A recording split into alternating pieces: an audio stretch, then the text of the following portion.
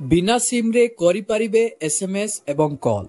आज्ञा हाँ, आश्चर्य लगिले भी कथाटा सत।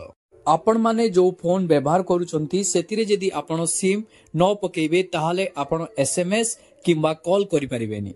एथि मध्यरे बीएसएनएल नै आसिला आपण मानको पई खुशी खबर।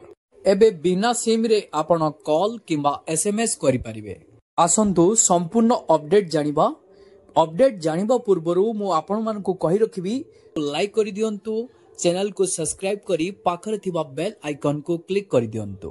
कमेंट्स करबा को जमा भी भूलंतुनी।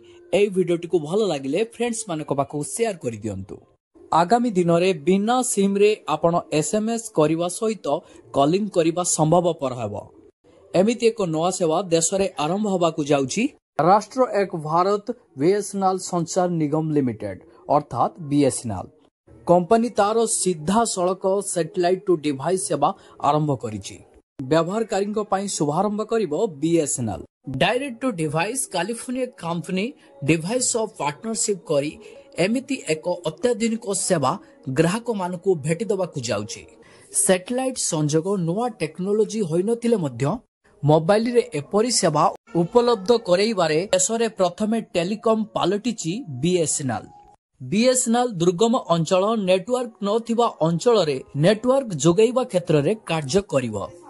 यह विशेष भावरे पहाड़ रे एवं जंगल रे रहुथिबा लोकमानक पई विशेष उपयोगी भावरे कार्य करिवो। जेउटी सेलुलार नेटवर्क एवं वाईफाई संजोग हेबो नाही रे एई सेवा बेस उपयोगी हेबो। तेबे कॉलिंग सहित उपभोक्ता मध्य तथा एसएमएस जरूरीकालीन वार्ता मध्य पठेई परिबे। एही सेवा माध्यम रे यूपीआई लेनदेन भी करि परिबे।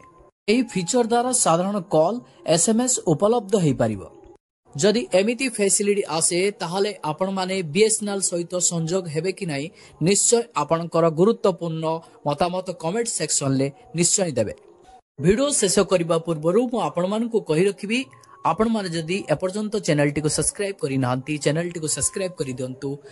वीडियो को गोटे गोटे लाइक करि दियंतु, फ्रेंड्स मानको पाखो शेयर करि दियंतु। पुणी आपनक सहित देखाबो नुआ एक अपडेट रे। जय जगन्नाथ।